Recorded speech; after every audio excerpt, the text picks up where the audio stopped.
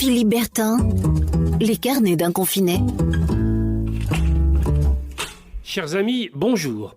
J'habite à l'ombre d'une très belle église et chaque jour, les cloches qui sonnent rythment mon quotidien. Il y a quelque chose de rassurant dans cette rythmique qui égrène le temps qui passe et dont je me dis qu'elle était déjà là il y a de cela des centaines et des centaines d'années. Cette belle église date d'un temps que les moins de 20 ans ne peuvent pas connaître et même nos plus anciens puisqu'il faut remonter au Moyen-Âge pour en retrouver la trace.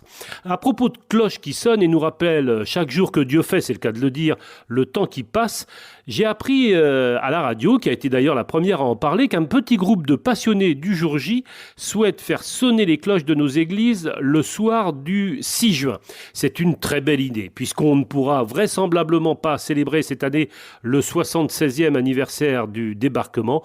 Rendons de cette manière originale un hommage sonnant et vibrant à l'unisson à nos libérateurs.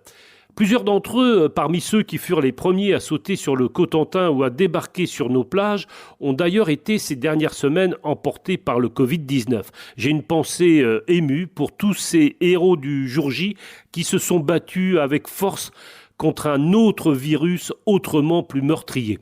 Souvenons-nous du jour le plus long, on peut y voir aussi, en cette période de confinement, une raison d'espérer en des jours meilleurs, comme ce fut le cas il y a de cela 76 ans. Allez, portez-vous bien, prenez soin de vous et à demain. Philippe Bertin, les carnets d'un confiné. Podcast by Tendance Ouest.